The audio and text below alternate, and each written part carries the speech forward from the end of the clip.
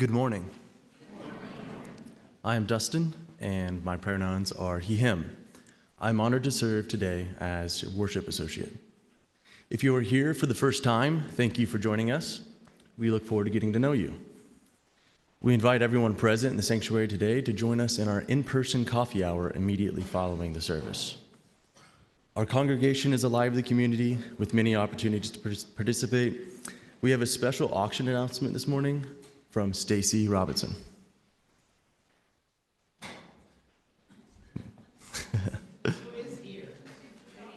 I saw her earlier. I saw her.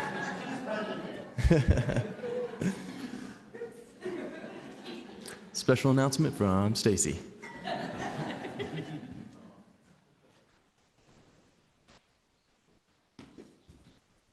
I was taking my door greeting duties very seriously. Sorry. So I don't know if you guys know, because I didn't really know, but it's actually the time of year for our service auction. Woo! It's a super fun opportunity for you to contribute whatever you feel like contributing. It could be something that you like to make. Maybe you're a knitter. I am not a knitter. You don't want me to donate anything for knitting. It could be something you bake. It could be an opportunity to gather people in your home, to maybe take them on a picnic, a hike. It's whatever you think that you want to offer, your talent, your creativity, and celebrating our community. It's also a great fundraiser for our community as well. So, sorry, I was running, so I'm out of breath. Whew. Okay, good now. So our donation window was the October 5th through 12th, but again, I think we're kind of low-key this year, so we're telling you now, we have actually extended it through today. So you can still go ahead and make an item, you can donate items for the auction. I think Mariah is here, there she is, and she has a link that you can scan, and she'll also be able to sign people up, is that right? Excellent. So you can find her after the service, and she's got some great stuff for you to do that with. And at the same time, if you're not wanting to make a donation, that's fine. You can also bid on some items. So we do have a few items that have already been donated. The bidding will last October 19th through November 2nd. And as a reminder, all ages are welcome to contribute. So even if it's a child and you're like, yeah, I don't know if anybody wants their art for the refrigerator, maybe we do. So go ahead and have them donate something. You never know. But if you have any questions, you can reach out to the fundraising committee at fundraising@uui.org. Anything I'm missing, Mariah? Great, thank you so much, and hopefully you have fun bidding. Please watch the slides before the service and check your bulletin and e-blast for more ways to participate in the congregation. During our service, there's a time for sharing joys and sorrows of our lives with one another. Cards for sharing your joys and sorrows are on the table by the entrance of the sanctuary, and we ask that you pick them up and fill them out prior to that section of the service. Rooted in the values of Unitarian Universalism, we covenant to be a congregation where people of all generations find meaning and purpose. We work to be a congregation that practices generosity and love by sharing our time, talents, and resources to transform the lives within our congregation and the wider world. We are so glad that you're with us today. We hope that you find the service inspiring and meaningful.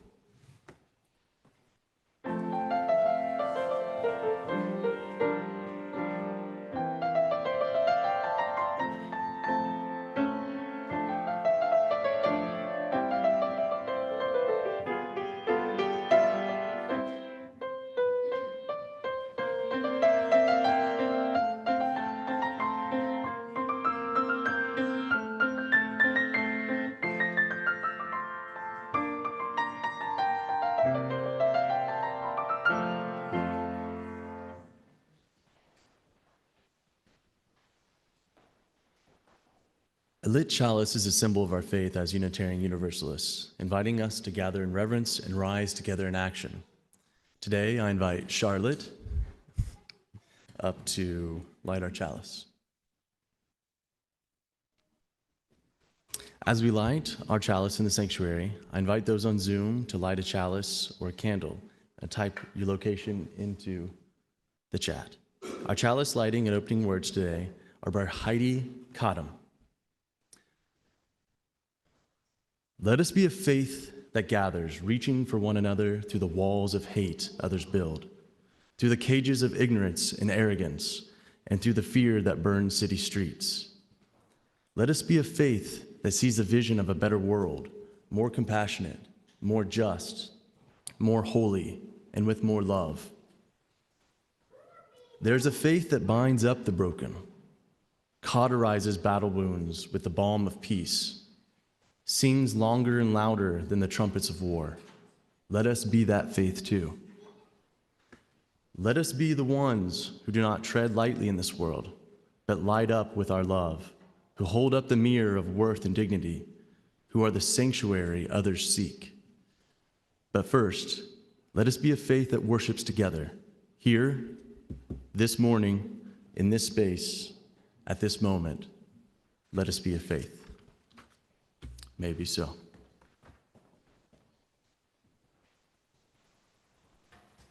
Please rise in body or in spirit as we join together in singing hymn number 349, We Gather Together.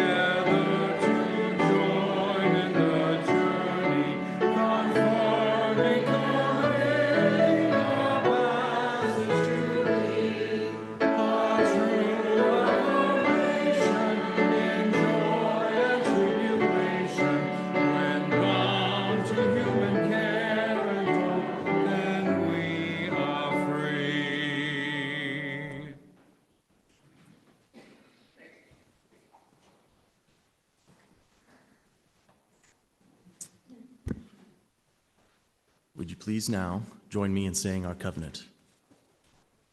Love is the spirit of this church, and service is its law, to dwell together in peace, to seek the truth in love, and to help one another. This is our covenant.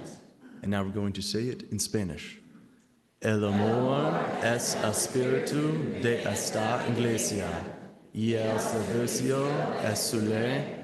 Vivir juntos en paz, buscar la verdad, el amor, y amarnos unos a otros.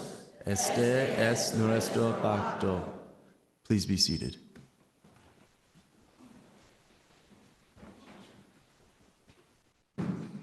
Each week, we have an opportunity to live our covenant with one another through the sharing of the joys and sorrows of our lives with one another. In just a few moments, as the music plays, I will invite people in the sanctuary to come forward and drop a stone into the bowl if something is on your mind or your heart today. If you've written a joy or a sorrow on a card, please leave it in the basket that's here on the table, and I will read it out loud.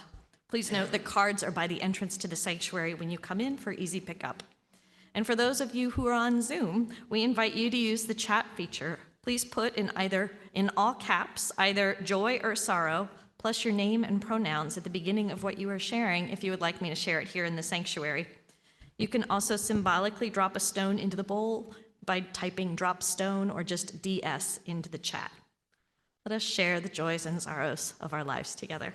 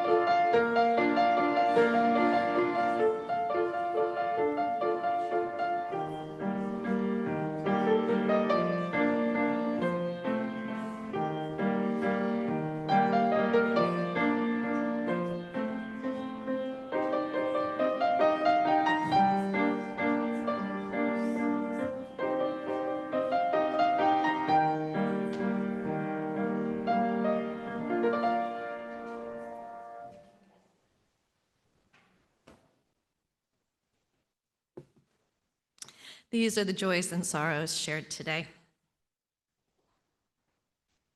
Eclipse shares the sorrow that they have to have some medical tests on Wednesday. Breyer shares the joy that the state government is forcing them to resign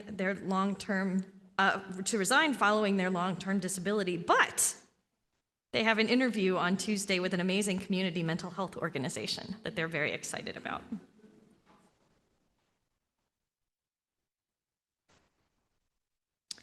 Jen shares a mixed joy and sorrow that they had a follow-up with the spine doctor, and their diagnosis was spinal stenosis at L3 and 4. They're going to get cortisone injections in there, and hopefully that will help.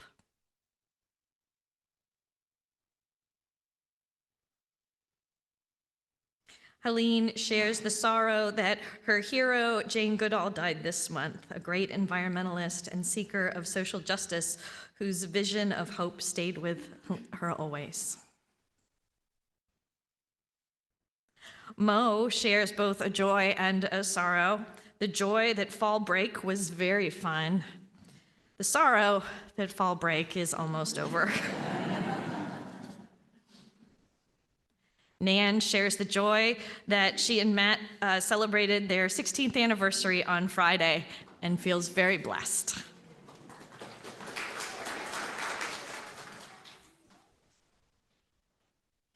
Carla shares the joy that they were able to attend the No Kings rally with their mother and aunt yesterday. She says she's so happy that we came together as a community and peacefully protest with our whole family. It gives them hope for change.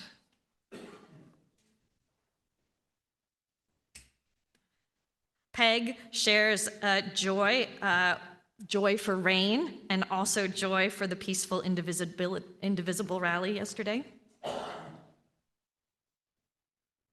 And Kathleen shares the joy that her alma mater student newspaper, The Exponent, preserved freedom of the press by publishing a joint issue with the IU IDS when IU canceled printing of the IDS 2 days before publication.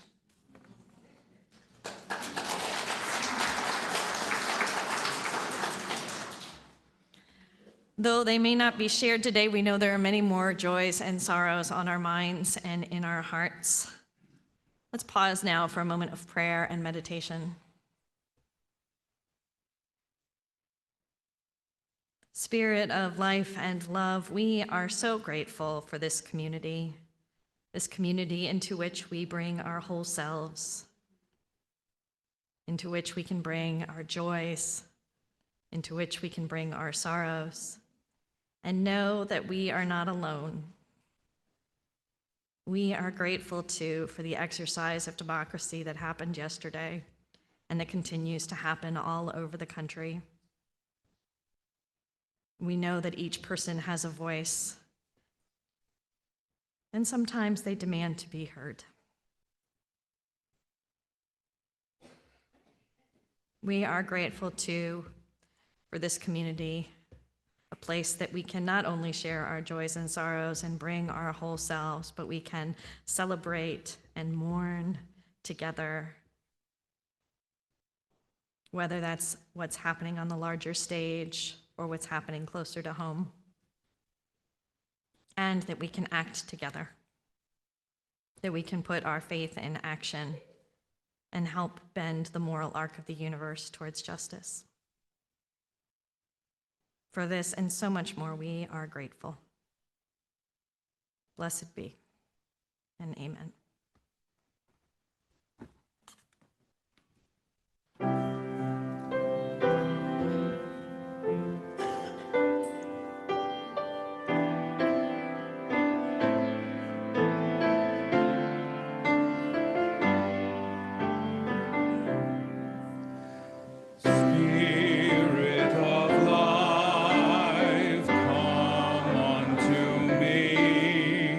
Sing in my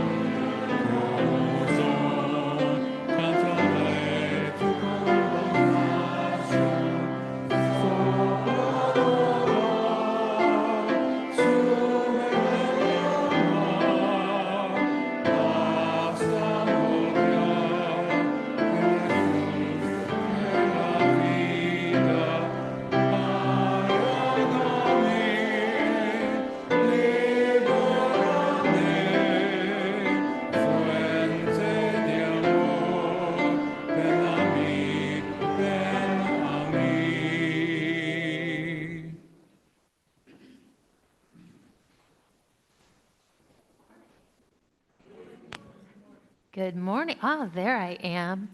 But we are missing someone. We do have a last-minute opening in the nursery. So if anyone here is background checked and has capacity to pop over there, we'd be so grateful. I found this out about 2 minutes ago. So thank you, Sarah Nemechek. We love you. Hey, where's my stool? That's right. I know, right?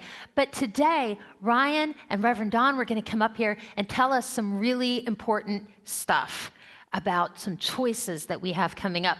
So if usually I say anyone of any age who would like to come to the front and join me may do so, today I am asking if the kids, if you would come up. And I'm going to turn around and sit down on the floor with you so that we can make sure we hear this stuff, because it's really important for kids to know too. So unless you absolutely hate coming up here, please come hang with me.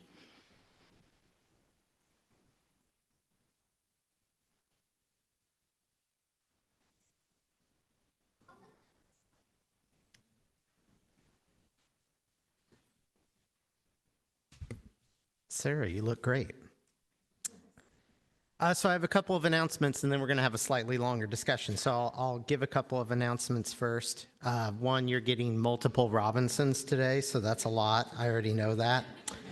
If we could get Crystal and Matt up here as well, then we could kind of complete the whole Robinson thing.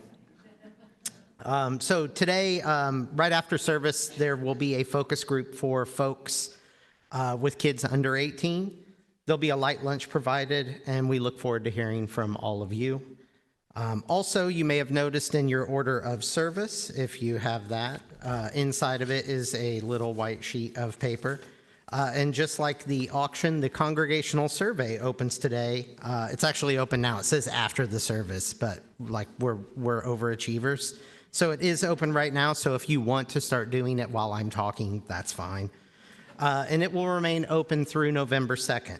We want all members, friends, interested visitors to take the survey. It's important to have the information from the survey to share with any prospective minister we might have, and to make sure that your voice is heard. You can see on the little sheet of paper that it has 36 questions in the survey, and it should probably take about 15 minutes of your time to complete. The results are anonymous. We will not see what you are writing unless you write, "This is John Cornell, and I'm writing to tell you how I feel." This is not to be completed as a household, so each of you individually should be expecting to complete the survey, and to complete it only one time.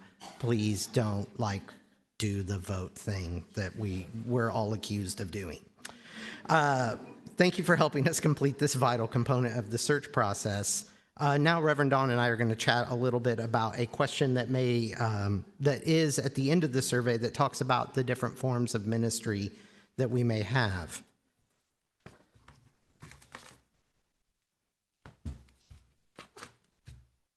It's a medium distance chat that we're going to be at. Medium distance. Yeah, I can turn this on so There you go. it's actually medium distance. But before Ryan and I chat, I want to let you all know that in the past several years, we have typically seen between 100 and 150 Unitarian Universalist congregations in some form of ministerial search each year. Now, if you don't know, there are about 1,000 congregations recognized by the UUA, and so that means about 10 to 15% of the congregations are in search for a minister any year. Since about 2020, what happened in 2020? Everything was great. Everything was great. Since 2020, we've actually started to see a dramatic change in the nature of how ministry has looked, and the breakdown of the way it is structured within our congregations and for ministers, and that is having a change in ministerial search. So ministerial search is really in the middle of a process of change. Your ministerial search committee is inviting you all to give some deep thought to the type of ministerial relationship which is going to be best for UUI as you navigate the next several years.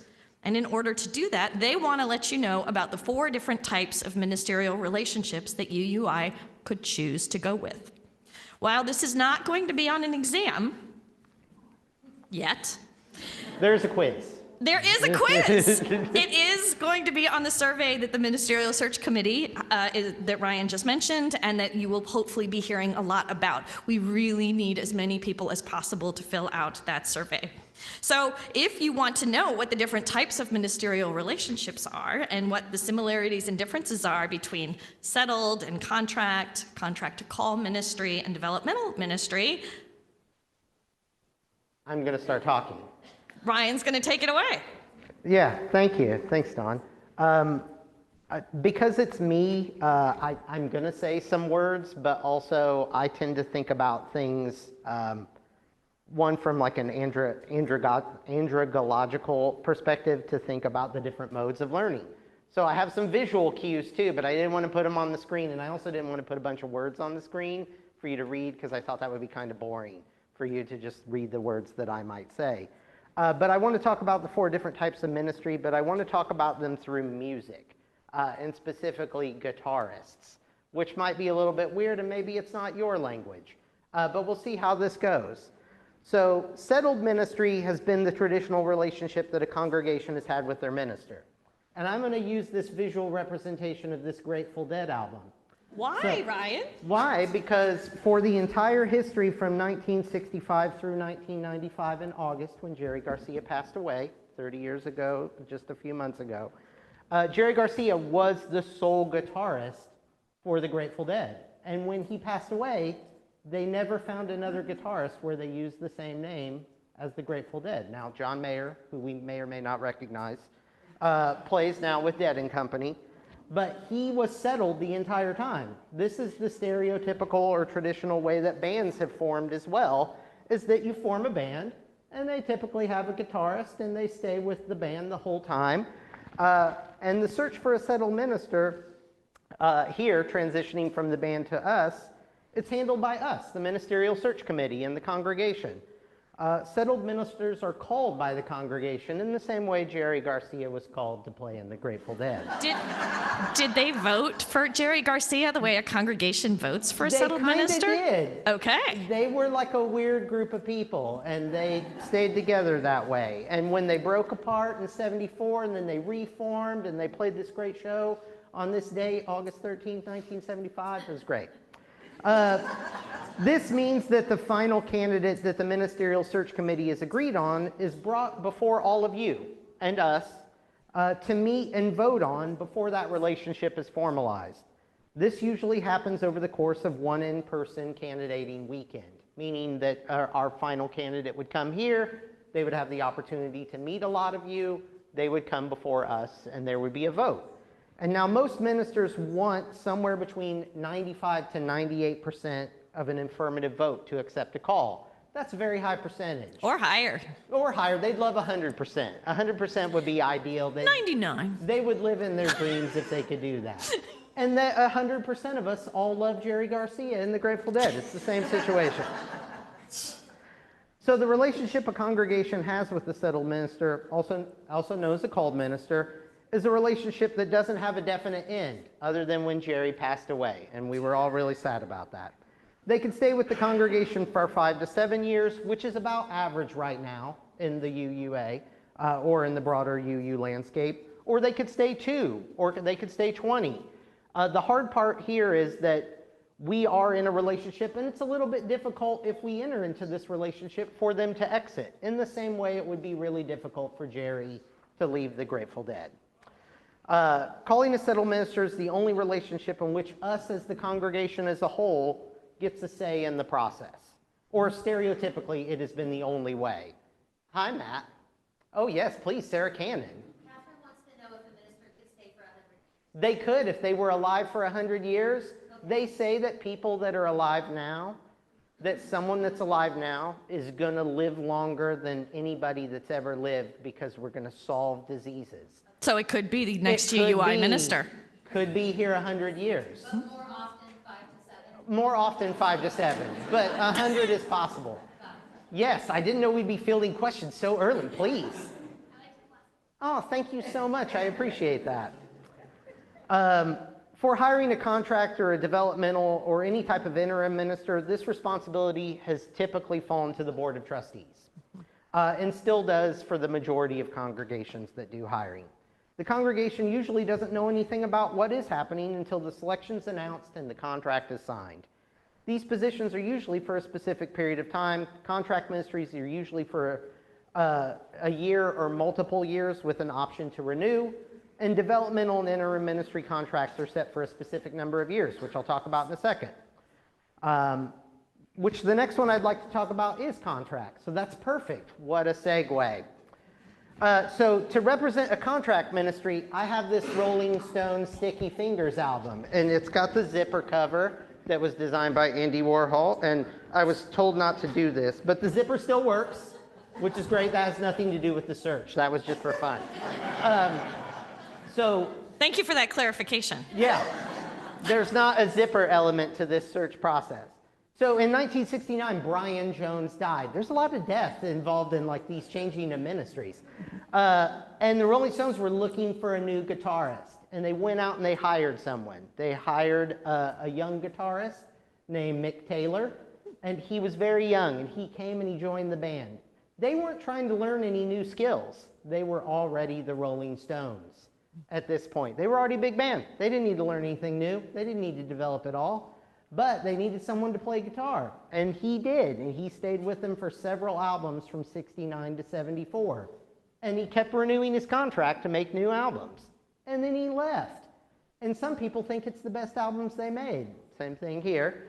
And in that same way, for a contract ministry, a congregation and a minister make agreements for the same type of ministerial service we might get with a settled minister. They're still doing pastoral care, they're still doing outreach to the community, they're still working with us.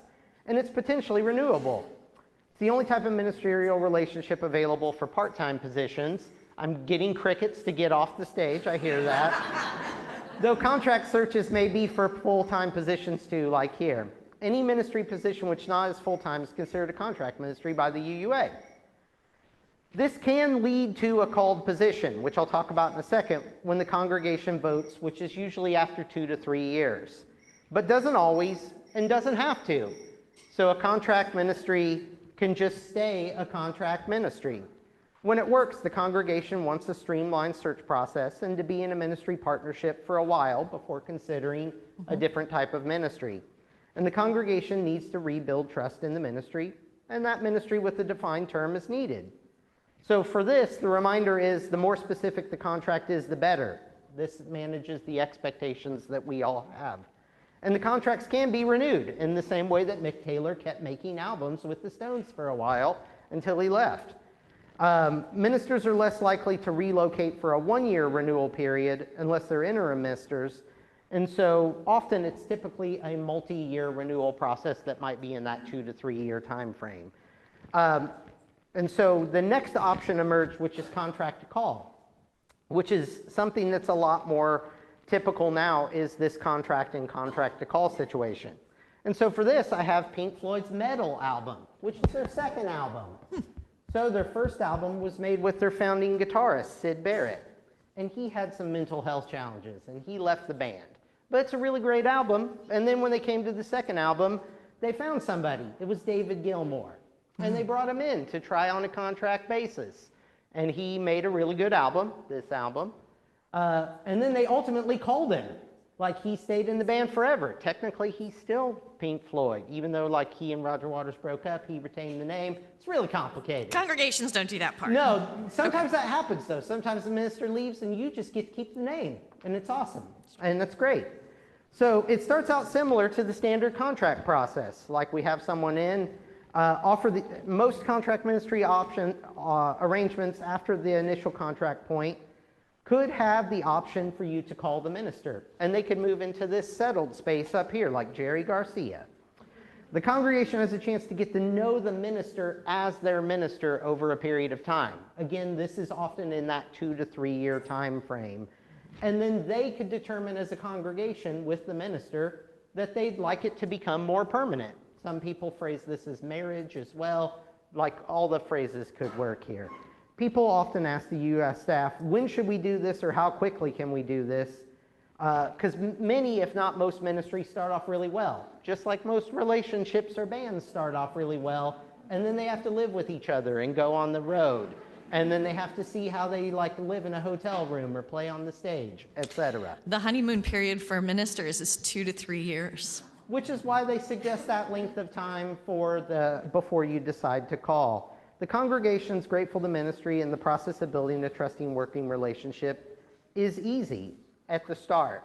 So how a congregation and a minister worked well together through conflict is important, which is why it usually is that 2 to 3 year period. So the UUA staff do not recommend a call in the first year of a contract to call ministry, because trust in a working relationship take longer than a year to develop. There's no prize for rushing to a call.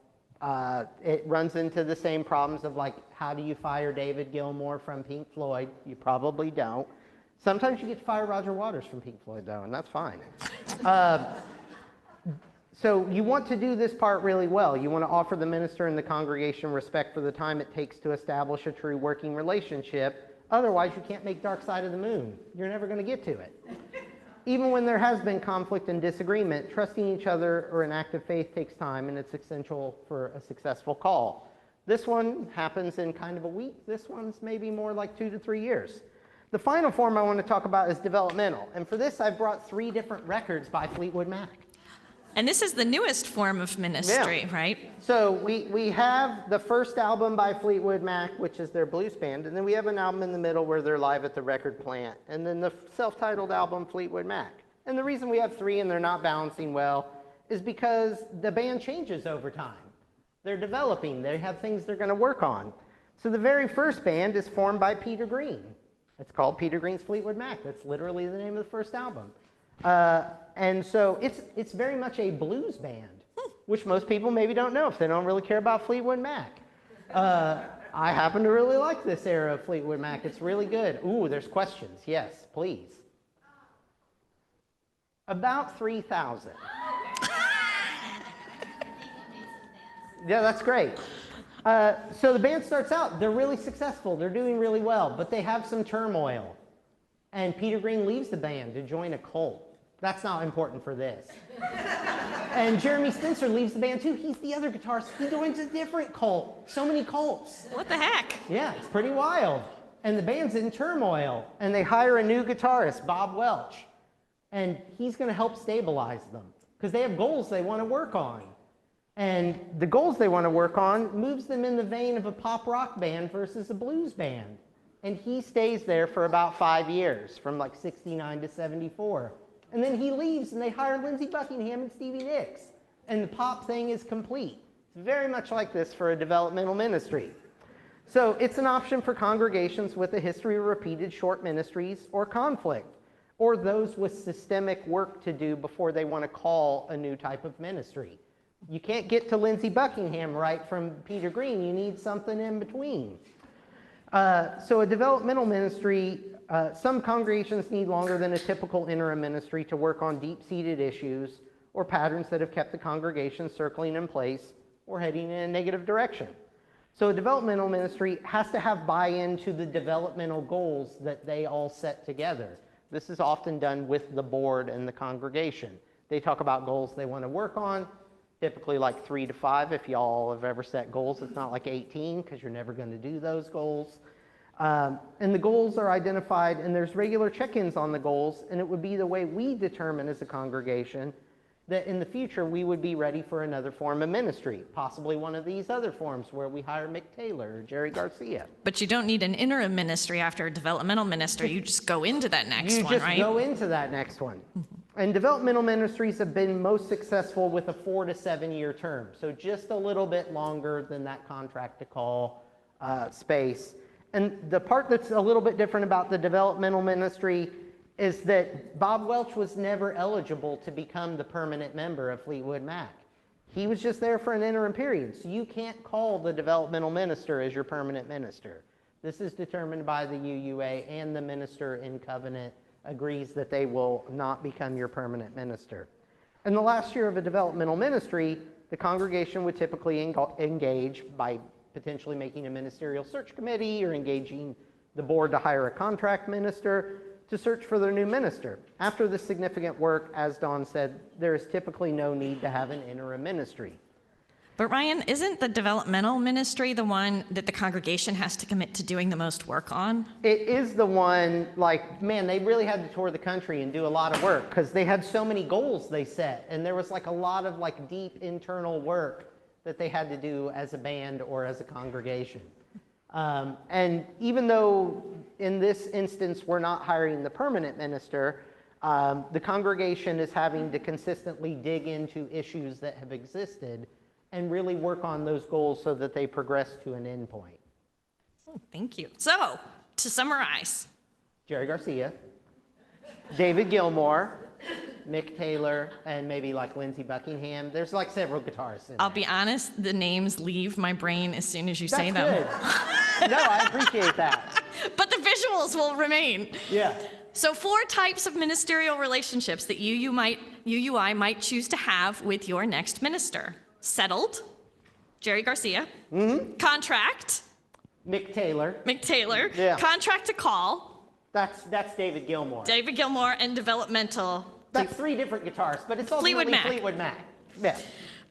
The UUA has reported in the last several ministerial search cycles, many ministers have applied to multiple different forms of ministerial relationships. So the pool is the same or overlapping for all of these. Now, in 2024, only 13 congregations out of 100 to 150 that we're looking only for settled ministries. And this year, the UUA is anticipating that there will only be about 15 congregations in settled search. The majority of congregations are now choosing to remain flexible, and so are ministerial candidates. Developmental and contract to call are some of the most popular options.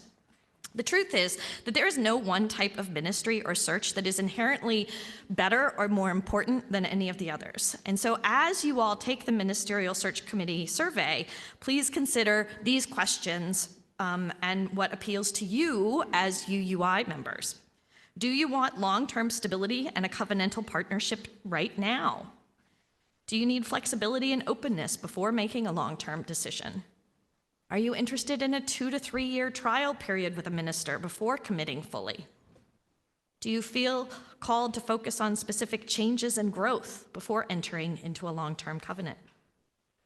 So those are the questions to keep in mind. If you have any questions, I know the Ministerial Search Committee would welcome you contacting them. Could we have a hand raised from the Ministerial Search Committee members who are here?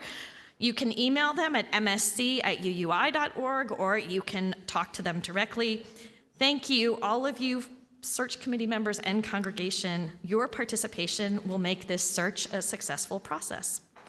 I do have one other additional thing. Yeah. Maybe the visual metaphor and ridiculous story of me trying to attach this to guitarists didn't work for you. So we are going to have some follow-up Q&A sessions. Again, I might talk about music during them, but I might not.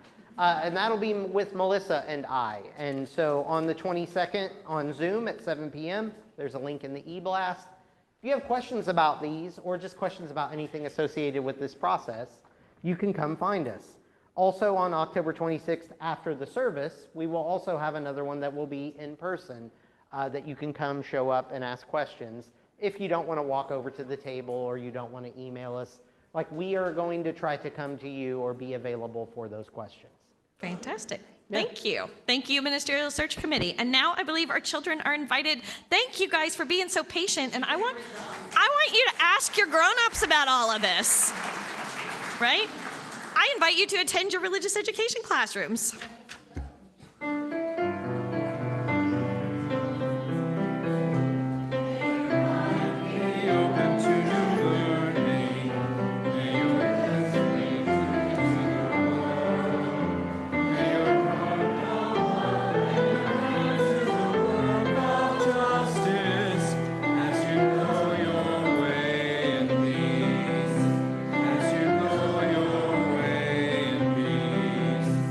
May your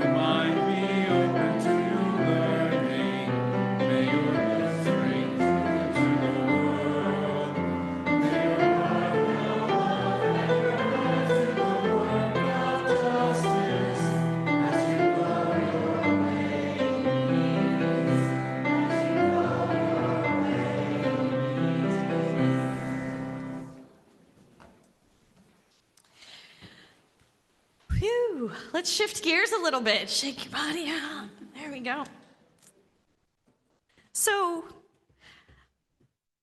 I'm guessing you've noticed, but in case you haven't, these are scary times.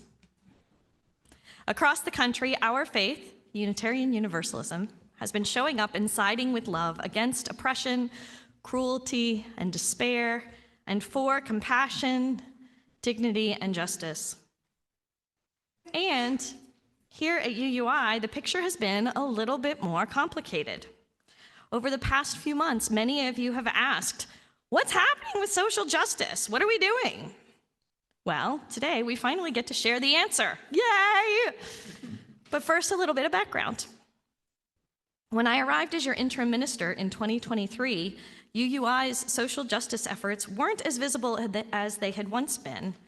The people who had faithfully led the work were tired, were burned out, and still carrying grief from the loss of a beloved minister.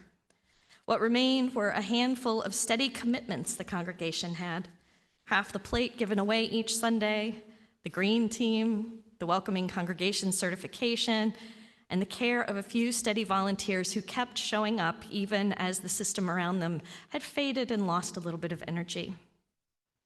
Then in early 2024, Mariah Arkins volunteered to chair the Social Justice Committee, bringing energy and clarity and drive. She helped spark a renewed conversation about how we could live our values more visibly and powerfully in the world. And, as often happens in interim ministry, when we hold up the mirror for the congregation to see itself in a new way, that new energy around social justice revealed an area of confusion when a new social justice team wanted to form. Questions surfaced, like who decides when a new team forms? Does it belong under an existing committee, or does it stand on its own? What authority does the new team have? And I'll be honest, I added to the confusion myself. I gave contradictory messages as I tried to understand what was already in motion and tried to harness the energy. It was frustrating for a lot of people, and I am very sorry. Eventually, I recognized that this was an issue not for the minister to try and resolve on my own, but a systems issue for the board, who rightly stepped in and said, okay, let's take a pause, let's take a breath, and let's figure this out. Conventional wisdom is that when anxiety is high in a congregation, it is time to slow down. And so that's what the board did. They asked the stakeholders in social justice to come together and design a new structure, one that is robust enough to meet the moment we are living in. And so the stakeholders did. I facilitated meetings that included voices from across UUI's social justice landscape. We met throughout the summer and fall. People did background reading, they had lots of homework, they wrestled with big questions, they named their hopes and their fears and worked through some really real tension. Out of that messy and faithful work came something new and exciting. A structure that the board approved enthusiastically, holding a special vote so that we could be sure to share it with you today. It was hard, and it was holy. This was adaptive work, learning and growing in real time together. As the UUA's Social Justice Empowerment Handbook reminds us, empowerment grows through collaboration, not control. And that's what we practiced. We stayed in relationship, we kept learning, and I think that we built something stronger than what anyone could have built alone. So now, UUI folks are here to show you what came from that effort. Let's hear from some of the people who helped bring it to life, starting with Mariah.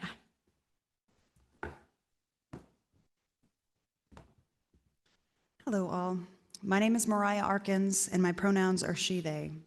I was the chair of the Social Justice Committee.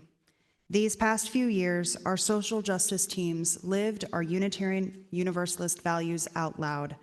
Last year alone, we helped this congregation write over 5,000 Get Out the Vote postcards. We wrote thank you letters to doctors, legislators, and activists who shared our commitment to justice and compassion. We stood with the community at Indy Pride and Festival of Faiths, at dozens of rallies and State House events. We became legal observers. We received bystander intervention training, mental health training, and know your rights training. We had over 25% of our congregants participate in the transgender inclusivity training. We led statewide calls to bring social justice teams from over a dozen Indiana UU congregations together. We built the framework for a rapid response system. We've hosted special events like our annual multi-state heart-to-heart abortion conversation, UUSJ action hours, and the Green Climate Revival. Our work has extended far beyond our walls.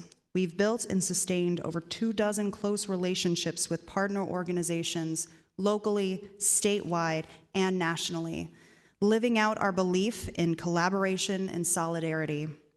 Throughout all of it, we have focused on mutual aid over charity, recognizing that real justice grows through shared power, not one-way giving. Every person who engaged with the former Social Justice Committee was invited to bring their passion and leadership to work that aligned with our UU values and UUI's mission, while being mindful of collaboration and avoiding duplication with other efforts.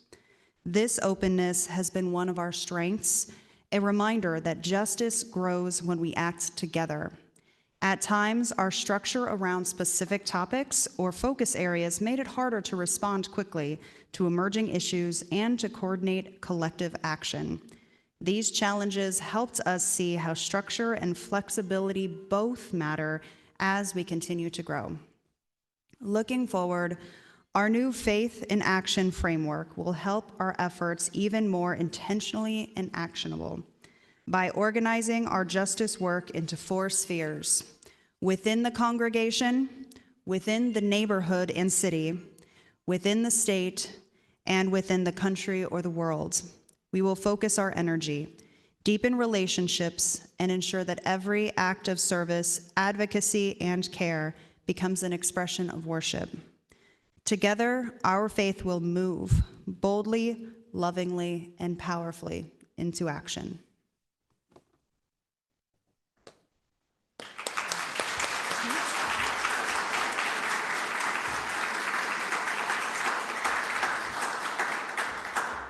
Thank you, Mariah.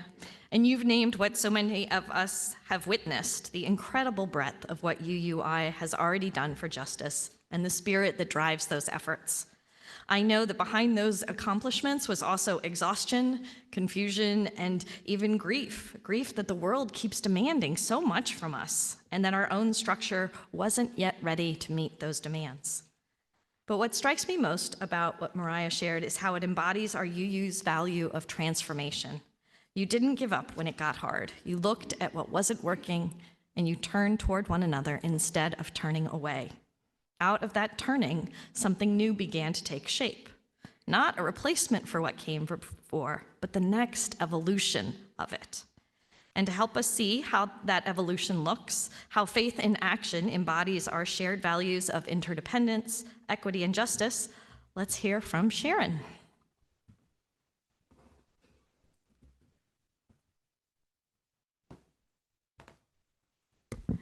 Good morning, everyone. My name is Sharon Crust. My pronouns are she, her.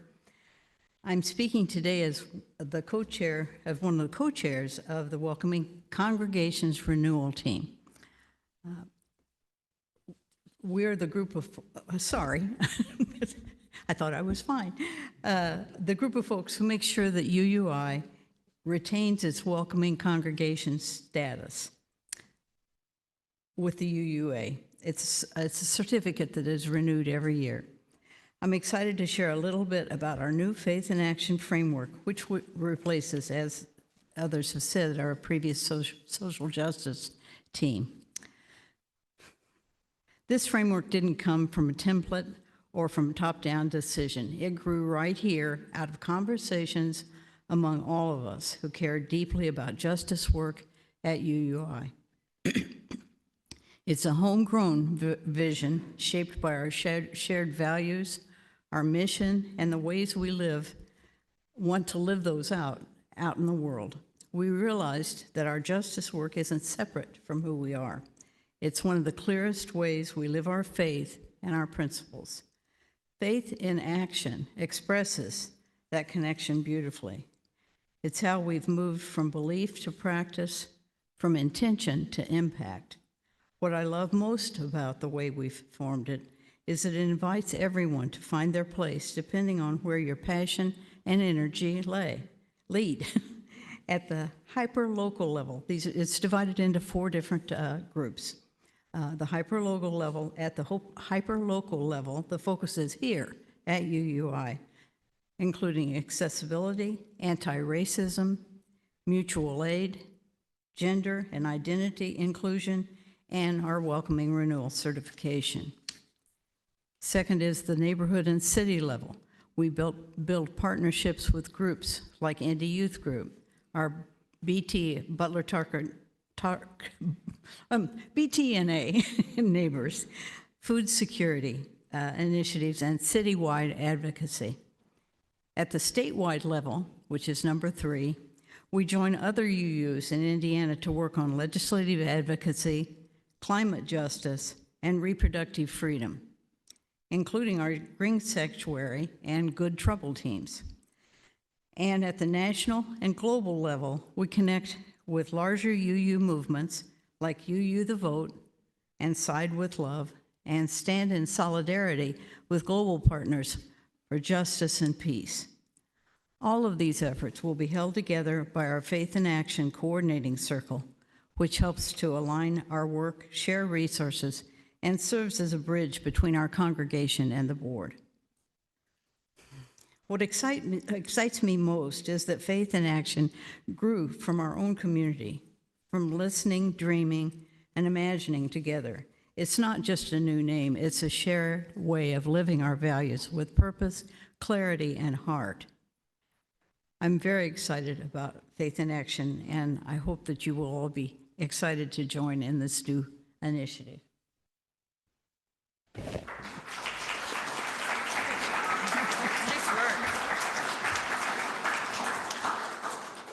Thank you, Sharon.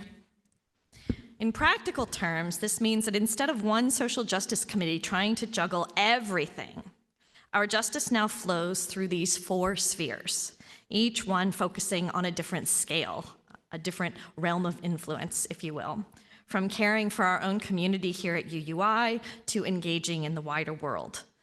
The coordinating circle helps the pieces stay together so that each sphere is collectively stronger. Faith in Action isn't just a committee, it's a ministry. It's how we live our faith with hands and feet, hearts and voices. What I also love about what Sharon described is that it doesn't start with hierarchy or authority. It starts with listening, with relationships, with understanding that each of us carries a piece of the whole and that no one person or team holds it all. And that brings us to what I think is one of the best parts of this new framework, the way it opens doors for new ideas to find a home based on their realm of influence. And Jocelyn's story is a perfect example of what happens when someone follows a spark of possibility and finds a community ready to help it grow.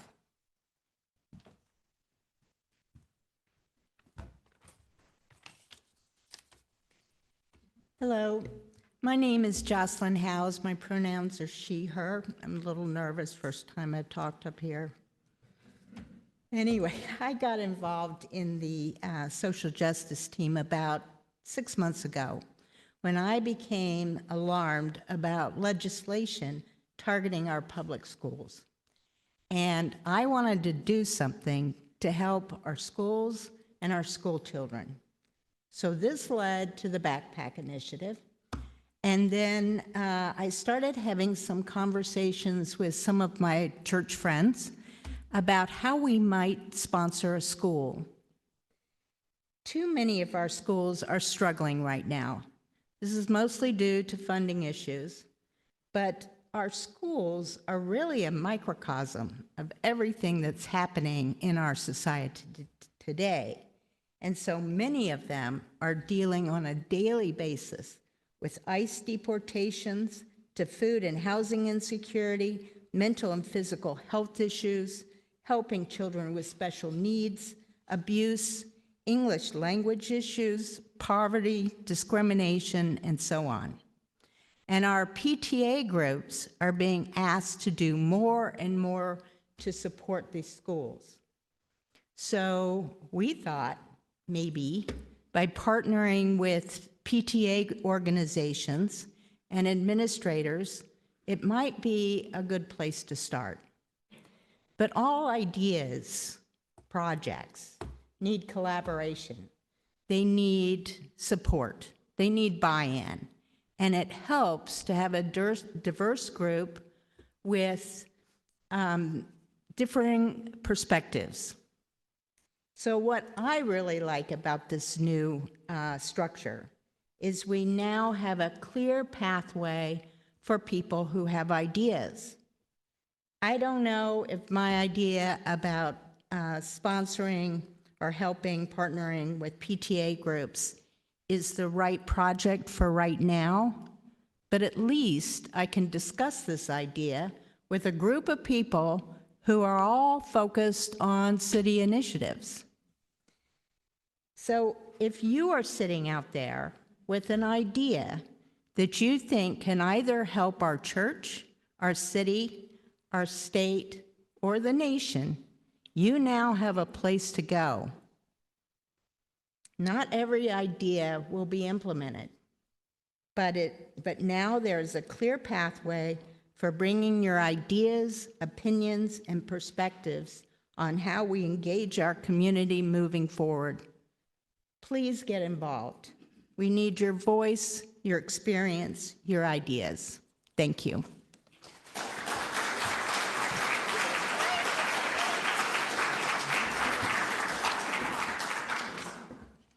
Thank you, Jocelyn.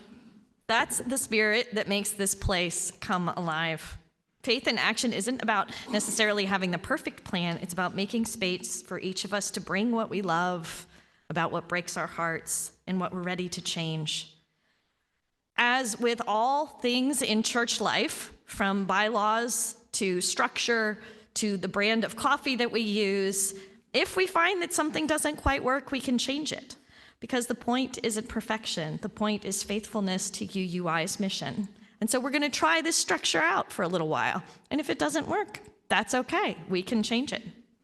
After the service today, you're going to see tables set up here in the sanctuary, one for each sphere or realm of influence. So they'll be hyperlocal within our homes and the congregation, neighborhood and city, state, and national and global.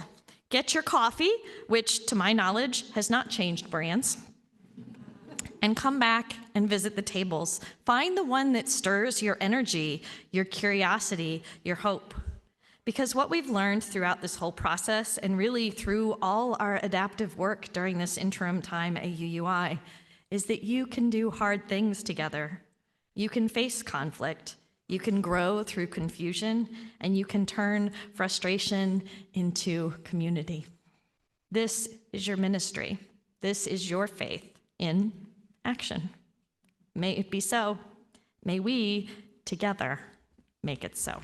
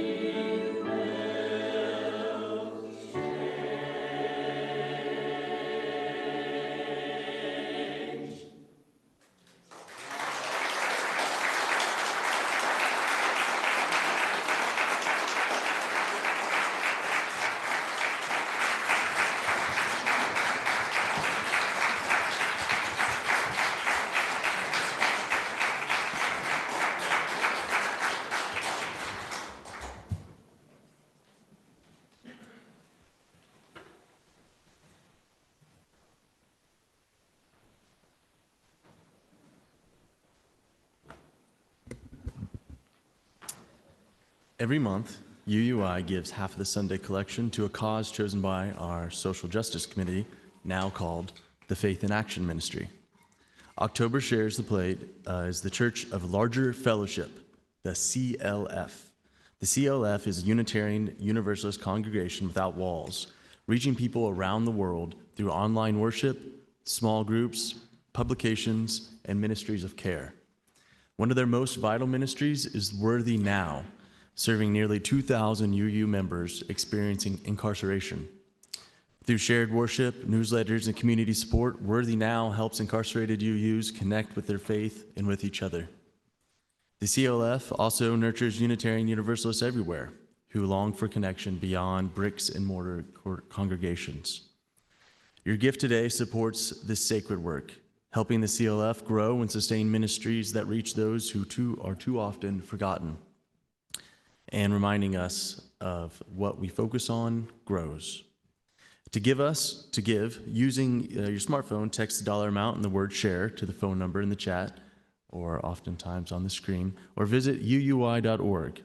Here in the sanctuary, ushers will come around to collect donations. The offering will now be gratefully received. May it be joyfully given.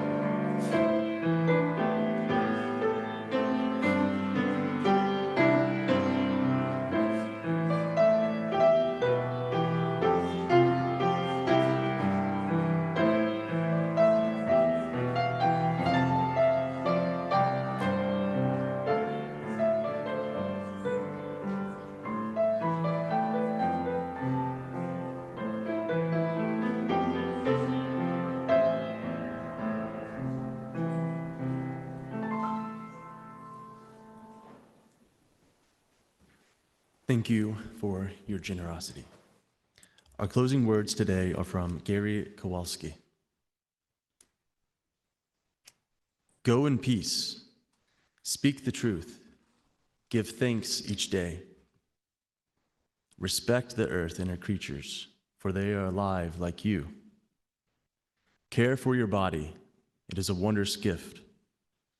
Live simply and be of service. Be guided by your faith and not your fear. Go lightly on your path. Walk in a sacred manner. May it be so.